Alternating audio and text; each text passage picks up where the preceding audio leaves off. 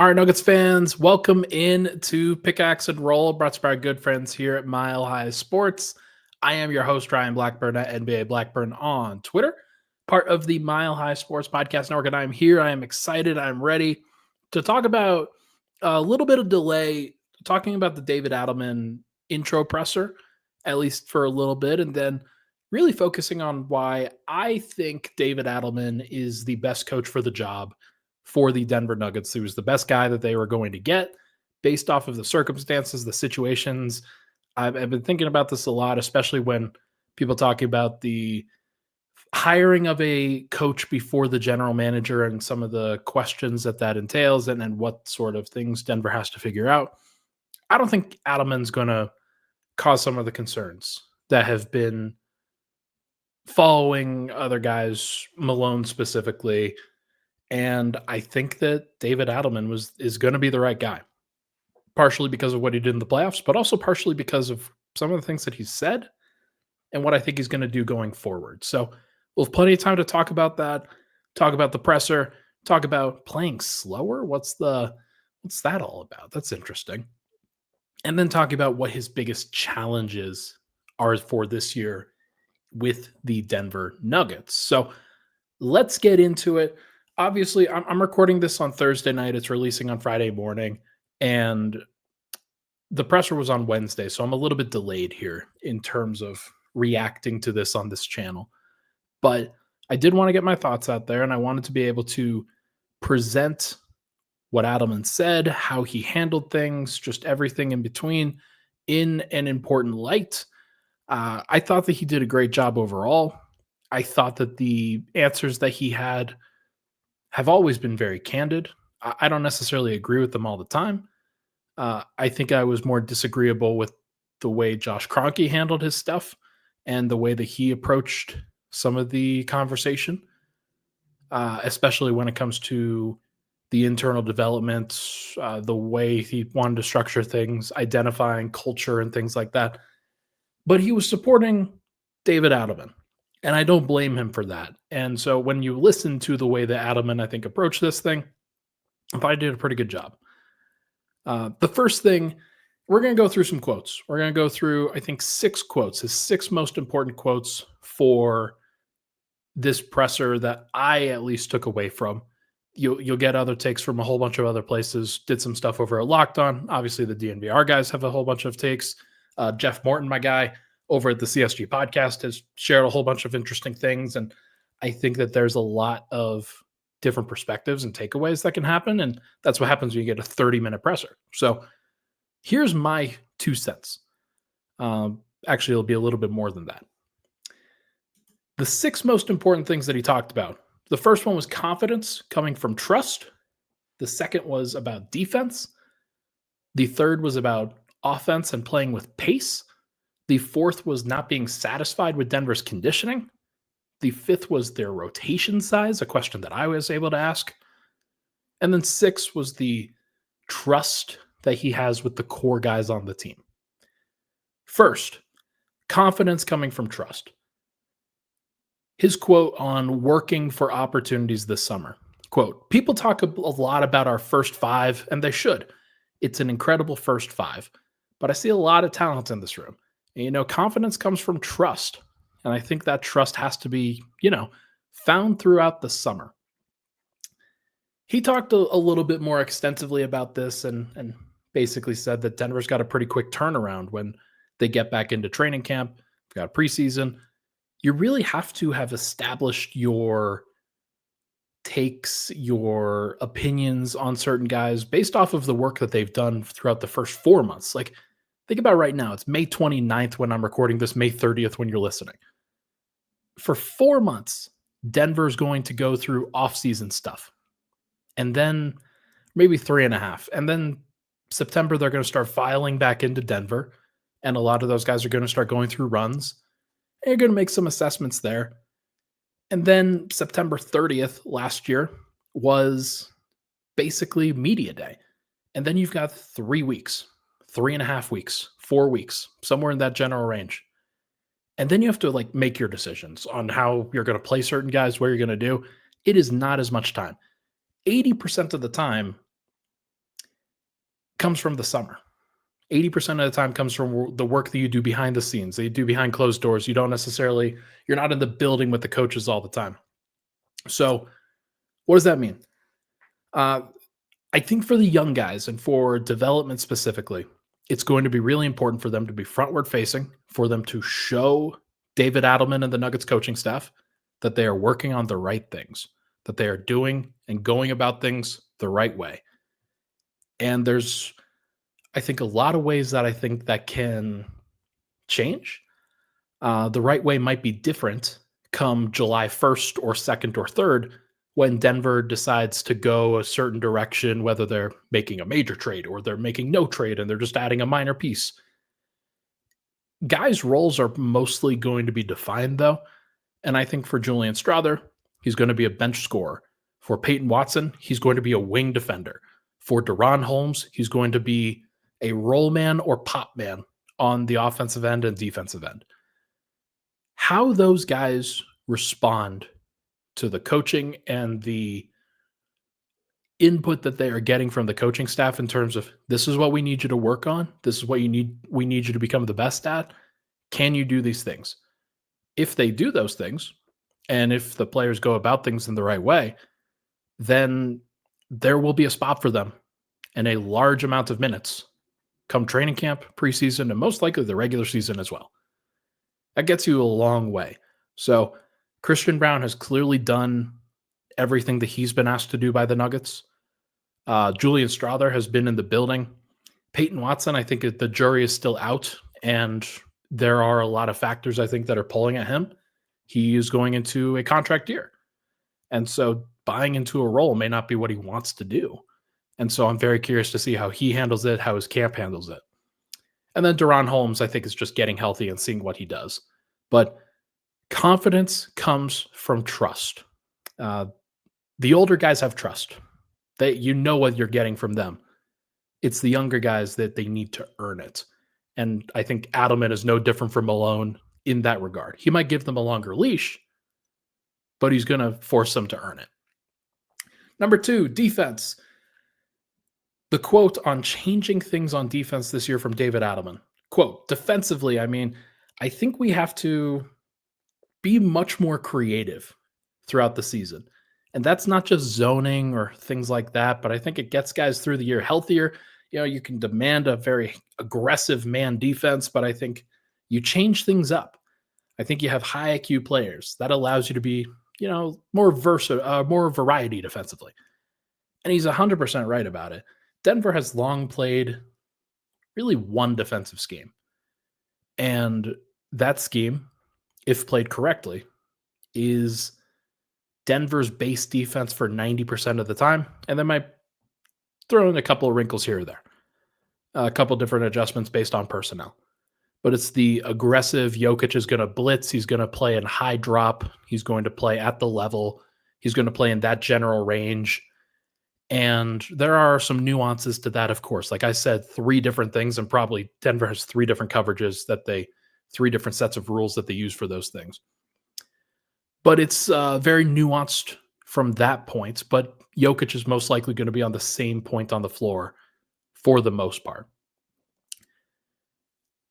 That is going to tire them out. And it's not just Jokic who's going to get tired out. It is the backside rotation guys. It is the players that are scrambling over screens to try to get back into the picture. Everybody in that defensive scheme has to play at a high level of effort. And if you have 7 or 8 guys that you're trusting during the regular season, they're just not going to be able to put in as much effort as they need to in order to execute that defensive scheme. So not a surprise that Denver really fell off defensively this year, despite the fact that the previous year they were very good with much of the same personnel, except for KCP. So I think Denver bounces back defensively if they get some more guys into the rotation that they can balance out the workload a little bit. That I think is the most important thing. Number 3, playing with pace. Quote, I think offensively, obviously we're top 5 in the league, but it showed in the Oklahoma City series. Our execution has to be better. You can run similar things that we've run that have been very successful. And I thought our transition game was very impactful throughout the season, but some of that does not translate it to the playoffs. And so that's a major goal for us. We have to get back to being an execution based team. If that takes away from some of our pace numbers or whatever the analytics want to say, I think that's okay. If it wins you a game in May, as opposed to playing a game in December, it's a very different style of basketball. I love this personally. People are going to call this an attack on Russell Westbrook. It's almost as much of a indictment for Christian Brown specifically. Very high volume transition player. Like that's a skill set of his that they are going to have to use and he's going to have to use. But if that is the only way to get involved, and if it's the only way to really stay impactful on a consistent basis, if you don't have a half court game, then teams are going to adjust to that. Like the two things that OKC and the Clippers really adjusted to during the playoffs was that you have to get back in transition and you have to pack the paint. If you force Denver to run offense to avoid turnovers and have to space the floor, Denver just wasn't equipped to be able to handle that. So, one, Denver has to be better equipped to handle that. But two, I think a lot of that work comes from the regular season. Denver, one of the things that I look back upon and wish I had been a little bit more aggressive in my take on was that Denver was falling into the trap too often. And that trap was playing the same way during the regular season, trying to get as many points in the paint as possible and just spamming points of the paint, points of the paint, points of the paint. We don't care about anything else. They should have cared. They should have been working on trying to create more perimeter looks on a consistent basis. And they didn't. And the reason why was because the paint worked and the perimeter stuff didn't. So they did the stuff that worked. And I don't blame them for that, but it's a very regular season mindset. Obviously, teams were going to adjust in the playoffs, and it forced Denver to get very creative, and they got through it in the first round.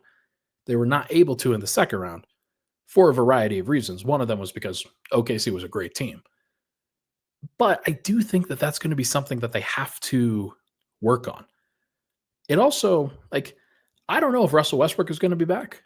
I don't know what this kind of means for him, but like he was obviously brought in to help speed up the game at least a little bit more for Denver.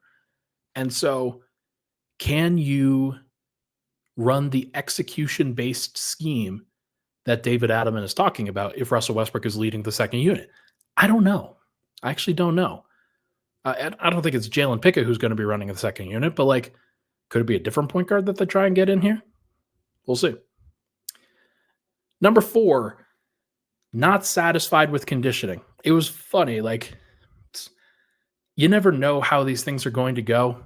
Brendan Vogt asked this question. I thought it was a great question, and the way that he framed it was very good.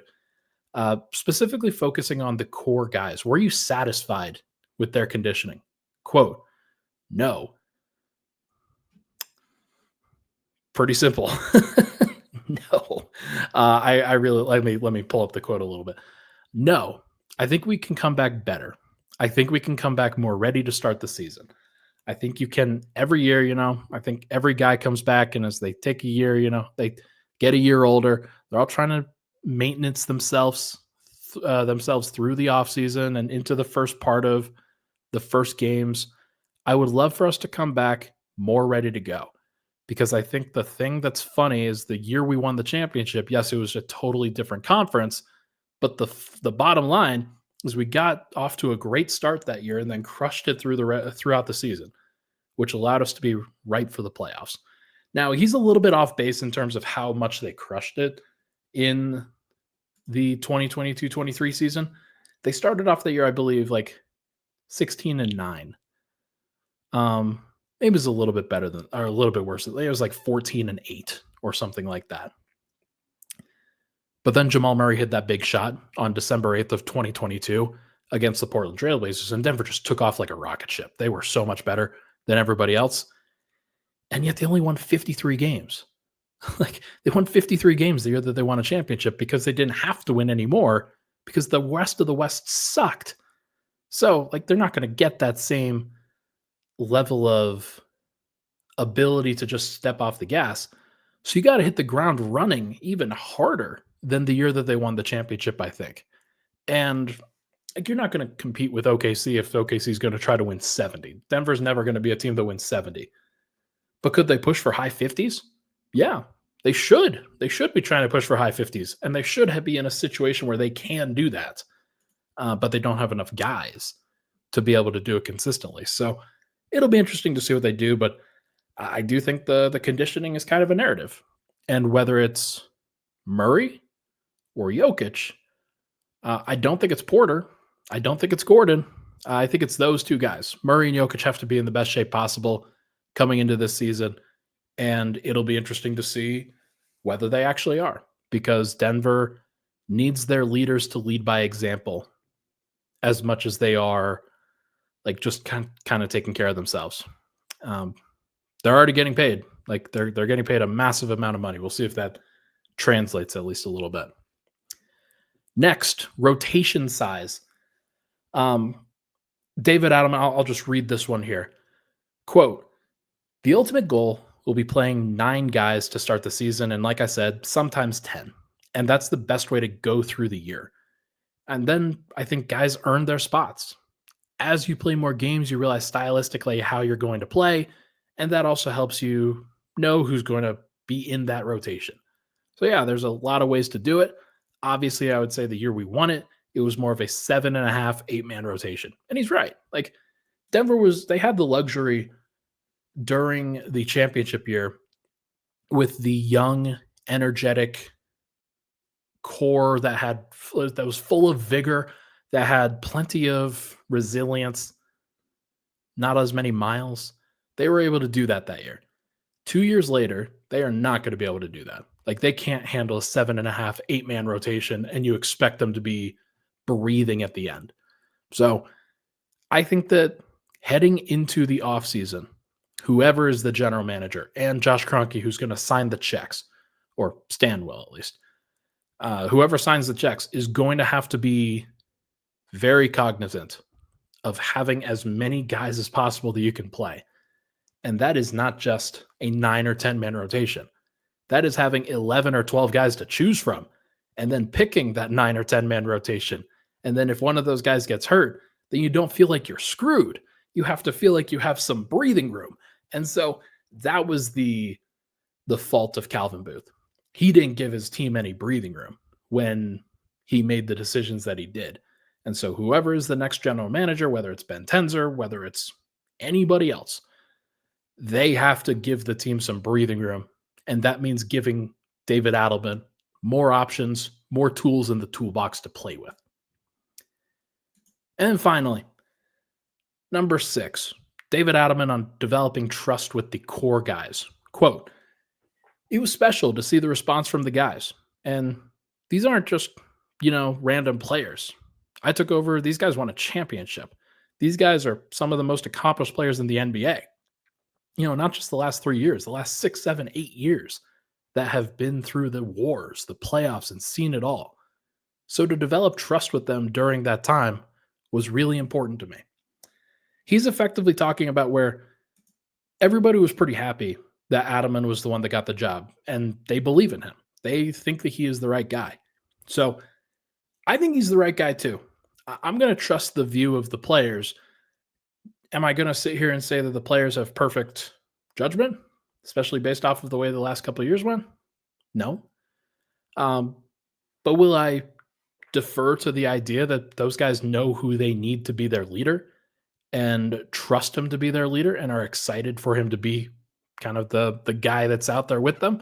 Yeah, I think that's a good point. So we'll see what happens, but I do think that he is the right guy for the job, and I'm excited to see what he does, how he handles the pressure, and if the Nuggets can give him the right tools in the toolbox in order to be the best coach that he can possibly be.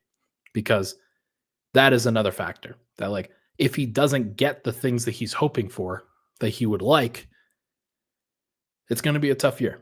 It'll be very difficult to try to just patch as many holes as possible and try to survive, because that's what it was with Michael Malone by the end. And it did not beget great playoff success. So We will see whether Adelman can get enough guys and whether he has the right skills for the job. I think he does. All right, let's take a break. When we come back, we will talk about his biggest challenges for this upcoming offseason and then regular season for the Denver Nuggets. We'll be right back here on Pickaxe and Roll.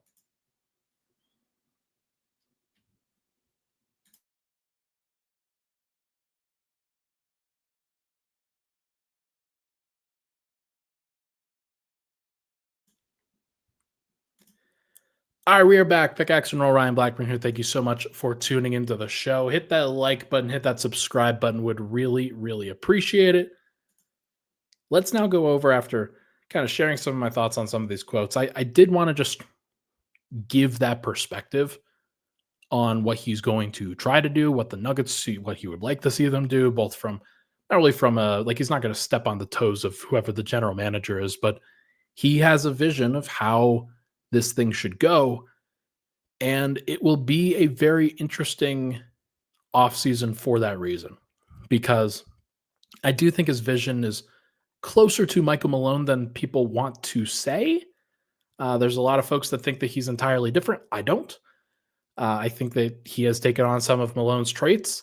He would like to see guys earn it. You have to have a certain mentality as a coach, and he is going to push people and not give them anything, or at least that's the hope. And so whoever it is, whoever the best 8, 9, 10, 11 guys are, those are the guys who are going to play. And his biggest challenge is to try to get them to play as hard as they need to during October, November, December. Like that is the big challenge. And during the presser, he said, yeah, I will remind them that we lost 2 game 7s in the second round when we're starting to have problems in December and people aren't necessarily feeling their roles or whatever. They don't want to go close out to the corner. They don't want to run in transition all the way to the corner. They don't want to move the ball or whatever. Like, if those are the things that come up in meetings where, yeah, guys start getting complacent, they start settling, they don't make the right read.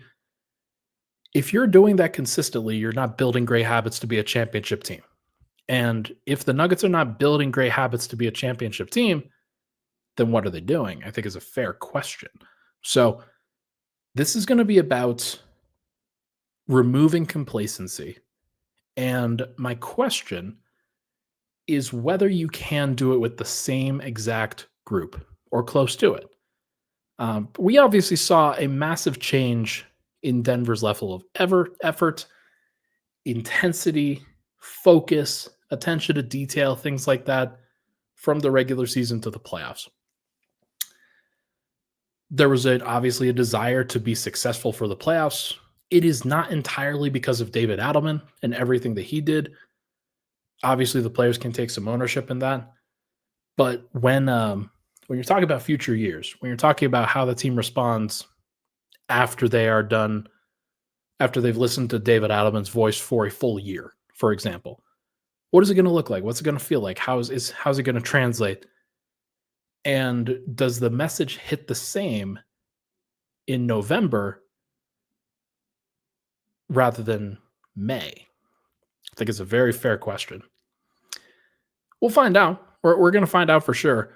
I do think that he seems like he's obviously about the right things and continuing to motivate players with playing time and not necessarily just handing guys a role, giving them the ultimate opportunity for comfort, I think is going to be very fair. I'm curious whether, like, hypothetically, does Jamal Murray show up and is he entirely ready to go? Like, what's that going to look like? Michael Malone was never going to challenge Jamal Murray. Jamal Murray is the reason why Michael Malone has a job and had a job for a long, long time with the Nuggets. He saved his job on multiple occasions, including in the bubble and I think with the championship run. And I think the way that Jamal ended the season in 2018, like, those two were always going to be tied at the hip.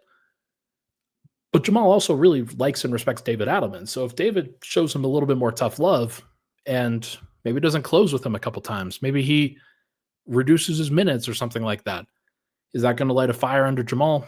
I don't know. Um, Same thing could be said for Michael Porter if he comes back. Same thing could be said for Peyton Watson. I think that he's a guy that they're going to have some tough love for obvious reasons. The reason why you have tough love for somebody is you believe that they can be way better. And Peyton has such a high ceiling that you want to see him reach it. And the way to reach it is to buy in and do the things that you're physically capable of doing on a consistent basis.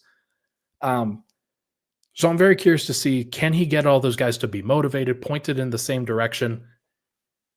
And that's the other factor is everybody's got agendas. Everybody's got things that they need to do. The great thing about the 2023 season is those agendas were just suspended. You think back to that, everybody was under contract. Murray, Jokic, Porter, Gordon, KCP just got an extension. Bruce Brown, he signed a contract. He was playing for his next deal. So he was obviously going to buy in and do exactly what the team asked him to do and try to win a championship. And it worked out great. Jeff Green was on an expiring deal. Christian Brown was a rookie that they just wanted to bring in. And then they had another couple of guys, and Vlatko Čančar, Zeke Nagy, who stepped up and did some things. But the most important thing was that everybody bought into the plan. Everybody was very, I think, straightforward in terms of what the expectations were, how they were going to win, what everybody's job was, and how they were going to get there. It was the most well-defined pecking order of the entire Jokic era, was that particular season. You knew who the top five were. You knew who the sixth man was. You knew who the seventh and eighth guy were going to be by the end of it. And then because of that, everybody was able to kind of fall into step and do the things that they were supposed to do. So is that going to happen this year? One of the reasons why Denver got a little bit complacent and has gotten a little complacent is because that same five, it's core four, is like, there is no challenging Murray, Jokic, Porter, Gordon. Christian Brown was the only guy who felt really challenged. But like, those guys knew that they were the most important ones, knew that they're always going to be the guys who are counted upon, and rightfully so. Like, they were the best. If Denver decides to make some moves, if they decide to make some changes, I'm very curious how it's going to affect the bench, how it's going to affect guys like Peyton Watson, Julian Strawther, maybe even Deron Holmes. Do those guys ever feel like they're going to have a starting spot coming to them? Are they ever working for something? And my large question here, like, it's a little bit different, but if you are buying into what the coach is saying on a consistent basis as a bench player, especially a young bench player who's working for a contract, who's trying to do the things necessary to get onto the floor, show their stuff a little bit more, and then get the shots necessary to earn a whole bunch of money. Like, are you going to be able to motivate those guys over and over and over again if they never see the light at the end of the tunnel and never believe they're ever going to get a starting spot in Denver? I think that's a fair question, because with Jokic, Murray, Porter, Gordon all locked up, Christian Brown about to get a deal, unless you make a change to that starting five, or unless you like make it pretty clear to those guys that, hey, we believe in you. We believe that if you do the right things, you will get a larger role. And that larger role is 20 minutes per game, is 22 minutes per game, is 24 minutes per game. And you're those guys, and you're probably thinking, I don't know about that, man. Like, it's not necessarily what they would be potentially signing up for if they went to another market and then could get paid more if they were giving a larger opportunity. So it's a hard balance for any coach, especially a coach that has expectations and guys who are already entrenched and in place. How do you get those other young guys motivated and pointed in the right direction? I think is a very fair question.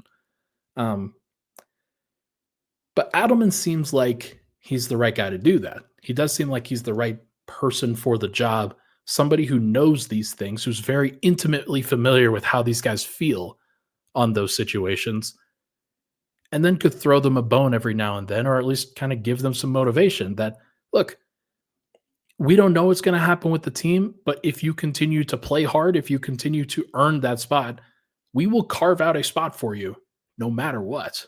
Like, if you become good enough to earn it, then there's at least something there. So I'm very curious, like kind of talking around in circles on this, but I do think that especially for young guys, especially for first round picks, players that have expectations that have been told, this is how my story is going to go. This is what I'm going to do.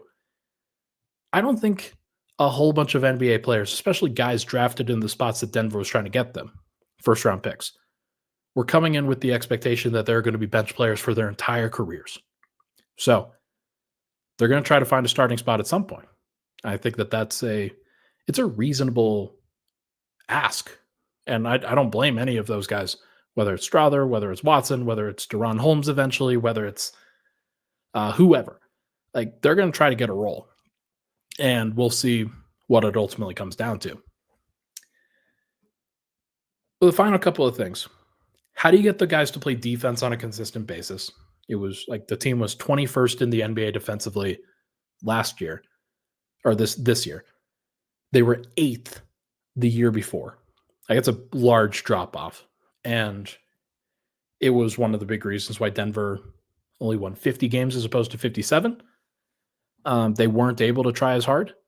And they certainly used that as an excuse to not try as hard. How do you motivate them to keep trying hard and doing things defensively? And can you come up with a scheme defensively that allows you to not play as hard on a consistent basis? Like, what does your 90% effort level look like? If you're always giving 100%, then you never have an ability to amp it up. So I kind of think that finding the right scheme where you can go 85, 90, 95% on a consistent basis during the regular season and still be good enough, I think is going to be really, really important. I don't know what kind of scheme that is, especially with the personnel that Denver has.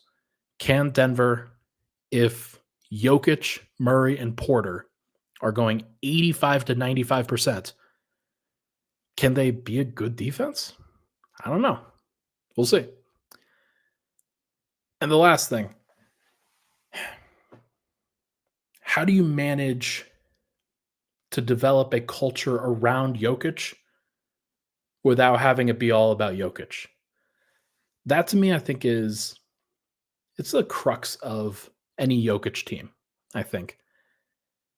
I talked about this a little bit on Locked On, but I do think that Denver is in a very, very, very unique position that they have one of the, I don't know, maybe 5 or 10 best players to ever play the game, and they've got him for another 5 years. That's a very unique circumstance. So how do you bolster that? How do you become the best version of yourself to help that guy become the best version of himself? Because if he is the best version of himself at the right time, you can win a title. If he is not, then you probably can't. Because Denver doesn't have enough talent around Jokic to like just carry him if he's not at his best. So finding ways to get Jokic at his best, I think is really, really important. And that is augmenting him with the right defensive personnel to make sure that he's not chasing people around on a consistent basis, and other guys can help out by digging in, using their hands, being an impact defender on the weak side, things like that.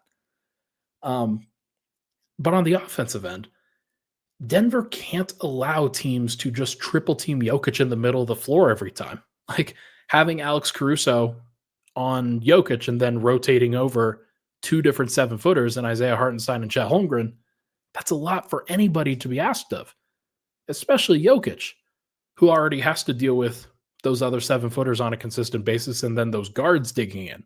So, like, he had to deal with a ton against that OKC defense, and he still managed to have 2 40-point games. By the way, the only player in the NBA this year to have a single 40-point game against OKC.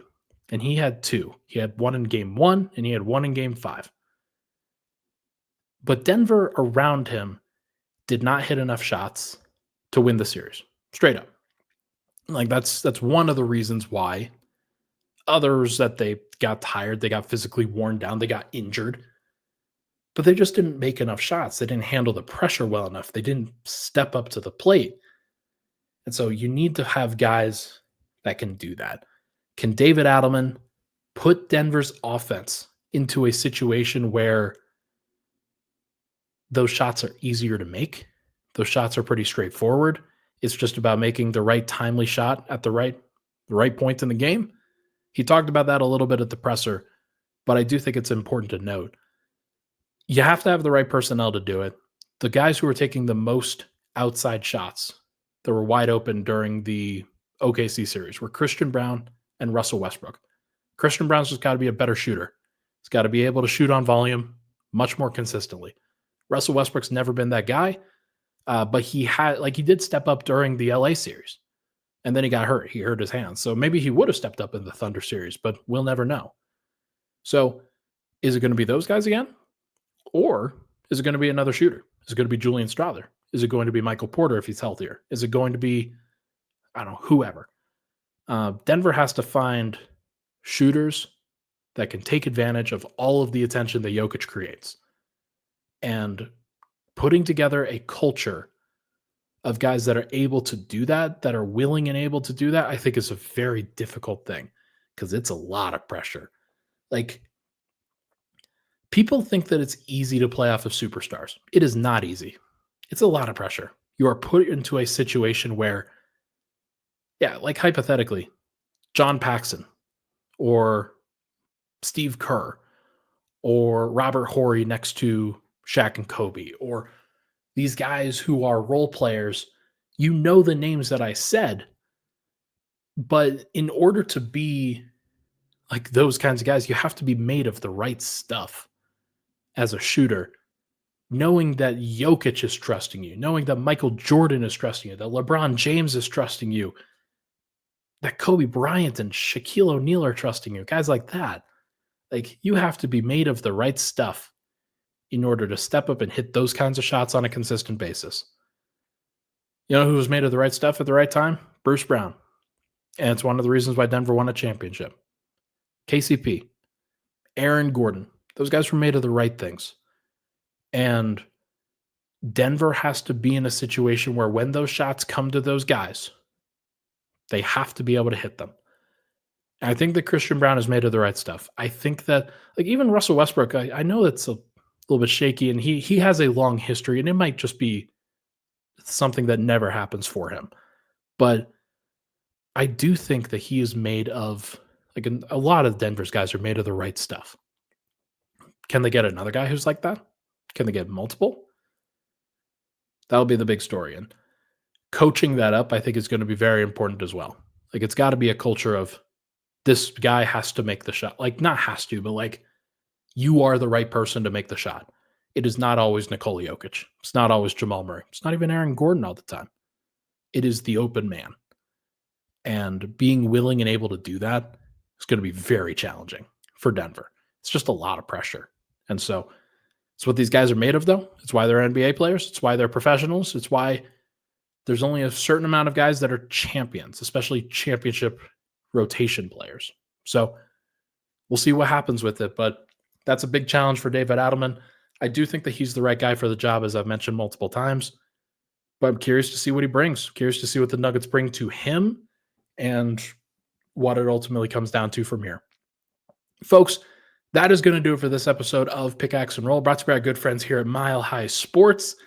Thank you so much for tuning into the show. Hit that like button, hit that subscribe button on the way out. Have a great weekend. I will make sure to talk to you guys next week.